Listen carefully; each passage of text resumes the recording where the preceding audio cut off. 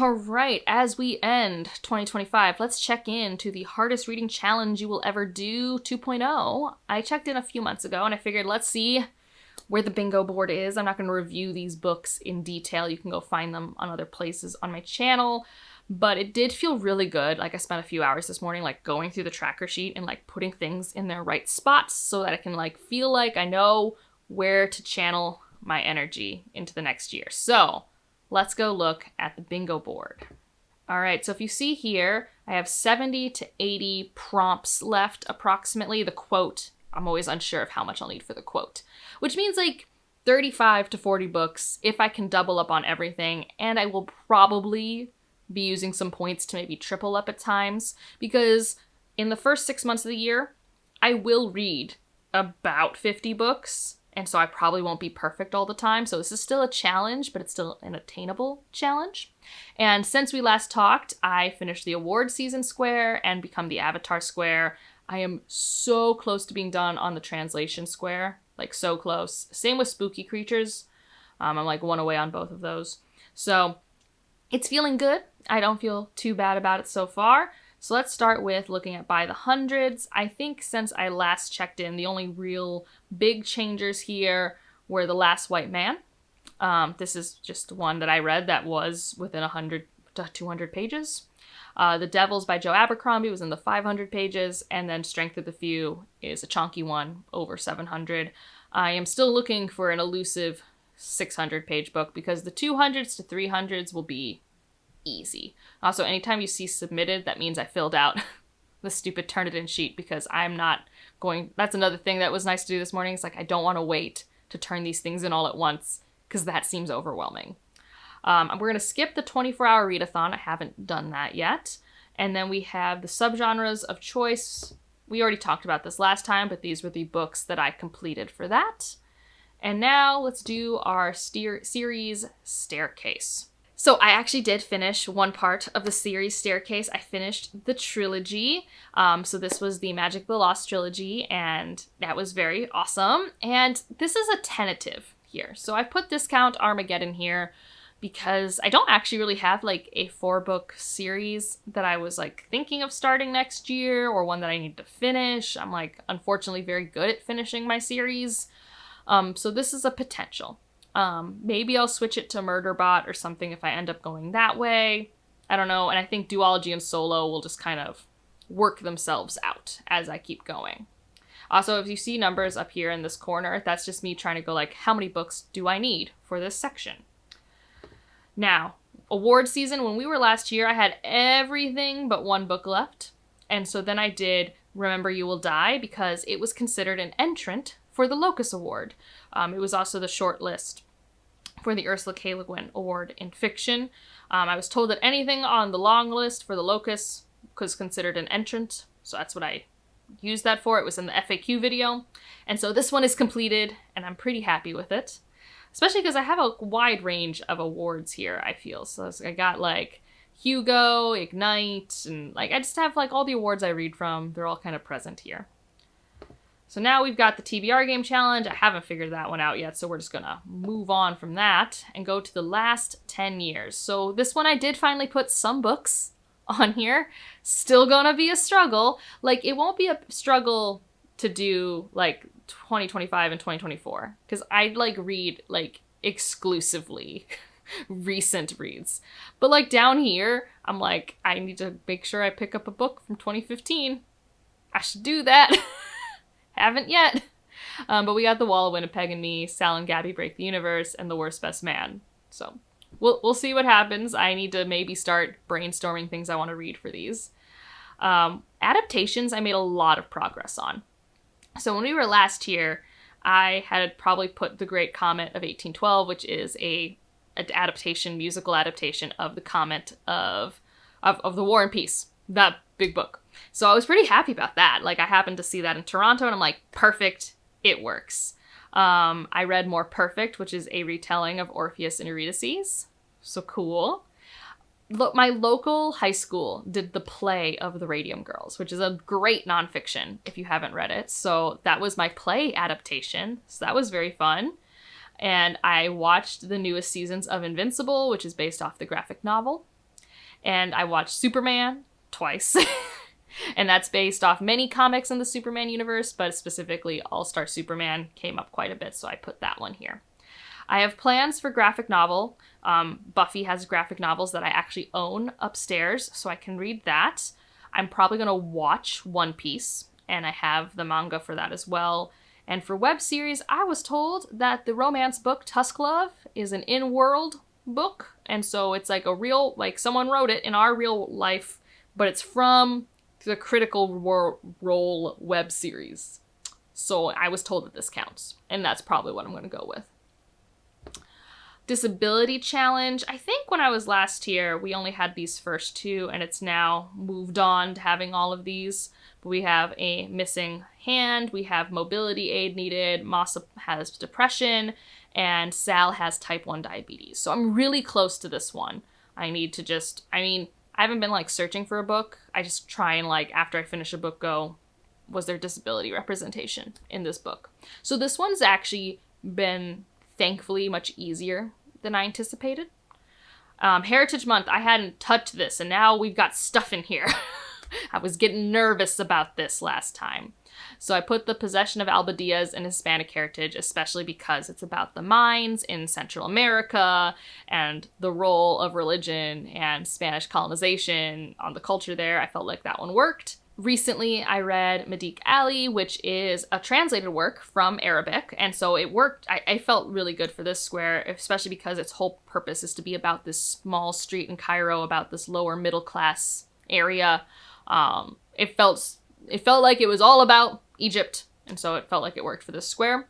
And then similarly, Rouge Street, which is a Chinese collection of novellas that is about this area it takes place in like the 80s in China. That's this area that used to be invaded a lot by Japan, and it's kind of like the industrial era, kind of like the Rust Belt of China. So it was very about its sense of place, and is a Chinese work that was translated. So that felt good for this square. I still need to figure out other things I want to put places. I think the easiest ones are going to be these three. I think I'm going to have to, and maybe LGBTQ pride. I think I'm going to have to work on Jewish heritage and maybe disability pride, potentially. The translation challenge, though, this one, and this is 100% brought to you by my local bookstore, Hexagon Books, because all of these were book club books, all of these. And so we have Japanese, Polish, Chinese, and Arabic. So, and I know Spanish will be here. I've already read a few, and I have a bunch on my physical TBR. My guess is Mariana Enriquez will go here. I just haven't read the one that I plan on putting here yet, because the other one I put in the even bigger rainbow section. So I still need to find red and orange. I wanted to put the Sovereign here. Like if I triple up, the Sovereign's going here. But A Sunny Place for Shady People is so yellow. Mate has enough of a strong green in it that I didn't feel bad about it. We had Hello Sleep here last time, I believe. And I think this Wall of Winnipeg and Me matches this color. I think my issue is that, like, to me, this feels more like a teal, but it doesn't really match that teal.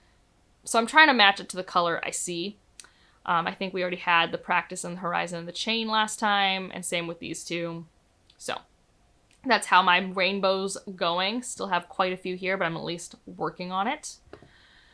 Around the World. I still need 4 more. I wanted to put Mediq Ali here, but it was already used twice. That's another potential triple up. But I do have books on my TBR. I think I have an Akwaeke Emezi that takes place in Nigeria, so I have stuff on my TBR. North America is going to happen probably when I read a contemporary romance. I wanted to put The Strength of a Few here because the author's from Australia, but I think I can still keep working on it. Like, I could read a Nalini Singh, and she's not from Australia, but this kind of represents Oceania, so New Zealand would count. And I don't think I'm going to do the bonus Antarctica, although there was a sci-fi that came out last year that was kind of the thing takes place in Antarctica sort of stuff. Moving on, let's see, what's our next tab? Make a quote. This is the one where things are getting a little weird. So, my quote is, it's either sadness or euphoria, and I'm building a lot of words right now, because I think sadness and euphoria I shouldn't have to build, and I'm hoping or I won't have to build. But either, really hard to find in a book title, and it's oddly enough. And I had a bunch of books that weren't working for other prompts. I'm like, fine, I'll build it. And you can just use like the first letter of a word in the title or series, or first letter in an author name. So that's how I get its, because Isabel for this one, Tananari Do for this one, Southern Reach for this one, Exorcism, Hazelwood, Reach. That's how that's been working out. I think Gender Euphoria is probably going to be for this one. I don't know about Sadness. I might have to build Sadness. And I think I think there has to be a blank or blank, like a something. I think I have a Silver or Blood, or maybe it's Silver and Blood. There are some words I thought would be more common than they are. But I'm slowly building this. 6 is the low end. It could get higher. So hence the 70 to 80 prompts at the start of this. But before, I hadn't started this, and now I have. Spooky Creatures, so close to being done. I recently submitted The Isle in the Silver Sea for Faye, and we had Discount Armageddon for Lizard People. I just need a merfolk book. I don't actually know what merfolk book I want to read, but that's what I need. And so 1 book away there. I completed Become the Avatar. I did all cover image because I was told it had to be cover image or words. So yeah, because originally I wanted to put The River Has Roots in water because river, but it looks more earthy, and this one has a lake in the background. This is fire in the background, and this is like clouds in the sky. So that's how I'm making it work. Next up, Readathon Challenge. I've been using the TBR spin. So these are the ones that I've been reading. A Stranger in Alondria is now here. I don't know why this sheet doesn't have pictures like all the other ones, but this is what, since this challenge has started, I have consumed. So July, August, September, October, November, December. There will be 6 more books, and I will put them towards this. I don't think we've had any movement on animals. I think for exotic pets, this is going to be one of the new Sanderson books, especially because it's going to work for another prompt. And I have not thought about farm animals yet. I'm hoping I'll just stumble upon one. Maybe there'll be... Actually, there is a contemporary romance that I've been wanting to read. And there are horses. And so, that would work. The queer alphabet's looking pretty good. The only movement has been the Impusium, and I put Blackheart Man here. So I still need to find asexual, non-binary, and gender fluid. And potentially, I could use Gender Euphoria for this, although I want to use Gender Euphoria for the nonfiction square. I need more triple ups. I need to get more points to get more triple ups. That's how I need to gamify this situation. And then for this one, I'm going to be finishing Check Please. I might do that on our car ride soon. We're going to be on a car ride. And I haven't decided what I'll read on that, but it seems kind of like something easy and fun to read. So that's something. I've started to slowly fill this one out because this is not a hard prompt for me. So whenever I couldn't fill these into other prompts, if they typically can go here because I read a lot of BIPOC authors. So I have these 4 so far. Although I think about moving the Reformatory to the Black Heritage Month square. I haven't decided yet. I think about it. Because it's also the Heritage Square should not just be by an author of that representation, but also lean into the themes. And I do think the Reformatory, as its kind of historical horror nature, would work for that. Been doing well on my new releases challenge. So continuing on, December is going to be We Will Rise Again. I'm reading that right now. I have no idea what's happening here. I should look at my ARCs and what publishers have sent me. I think I have a January one. I think it's a Jessica Milk. I can't remember. Milahek? It's a romance author. She has, I think it's the one that's either Silver or Blood or Silver and Blood. I don't know. I have a book. And then Challenge Yourself. I decided to read from 7 different South American countries. I don't know why 7. 7 just felt like a good number. So I've already gotten Argentina and Bolivia. I guess I could move this to the translated square for now, because I'm going to get another Argentina, and then I'll have finished it and feel good. Okay, I think I'm going to be doing that, because it'll make me feel better. I have a book for all of these, on my TBR, so I've at least done the legwork there. Although, do I have Brazil? Yes, I do have Brazil. I do. So I have these books. They're on the physical TBR, and so I thought that was a good way of doing that challenge. And then we have the nonfiction challenge, where I don't think there's been any movement here, but I do have a new one that'll be coming. So I have the Mariana Enriquez that I just picked up, and I'm going to do Gender Euphoria. And I think Gender Euphoria counts for essays. And the other one that I'm reading by Mariana Enriquez, I don't know what it's classified as, but it's like she travels to different, like, cemeteries. So it's not like a memoir. Like, I'm sure it has memoir anecdotal things in it, but I think it's about these different places and their cemeteries. So I don't really know what type of nonfiction that is, because this is supposed to be 5 unique nonfiction types. And then Q's reviews and recs. So I already done the Enchanted Greenhouse. I think I'm changing one of these. I think this one to the Ember Dark, because I have it. She read it in this format, and it works for another prompt, and I was probably going to read it anyways. So yeah, things are going well. Are you participating? Are you still like, Angela, this is a lot for me, which fair. I do think if I didn't on average read 100 to 120 books a year, this would be too much for me. But I happen to read that much a year, and I happen to like the things it's challenging me to do.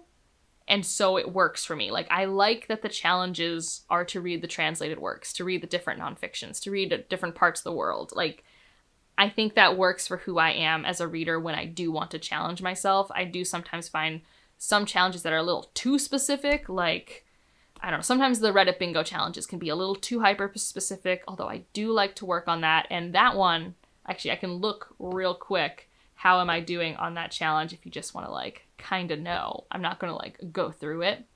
Oh, Storygraph has to verify that I'm a human real quick. But here we go. I am currently 17 out of 24 prompts done. So that's pretty good. We only have 3 more months.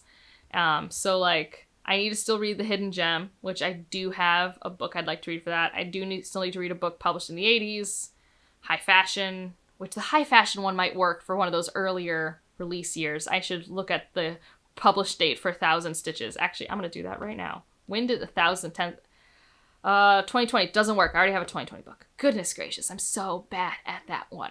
Impossible Places, Piranesi. When did that one come out? Is that one a useful year for me? Probably not. 2020. Nope, that also came out in 2020. I have so many books on my TBR from 2020. I still need to do the book club read. Oh man, I've done so good. So many of these. I need a new cozy SFF. I need to figure that out. And generic type. Oh, it's Silver and Blood. It's not Or Blood. Like I said, Or is hard too. I don't know why there aren't more Or things. But I'm going to read Silver and Blood for generic title, and I have my bonus. So I'm like doing really well on my Reddit bingo. So yeah, that's just an update. And I guess, you know, kind of wanted to see where I was at with this challenge before constructing my wider goals for the next year. And I also just like to marinate in my goals after I reflect on where I'm at. So a lot of this month is a lot of me figuring out where am I at, which is why I put out my best of and worst of videos in December, because I feel like I can start cleaner if I've already done that reflecting. But yeah, if you just want to leave an emoji to let me know you're here, I don't know, leave a rainbow for there are a lot of rainbow prompts, I feel, and otherwise, like, if you liked it, subscribe if you want to, and I'll see you in the next one. Bye.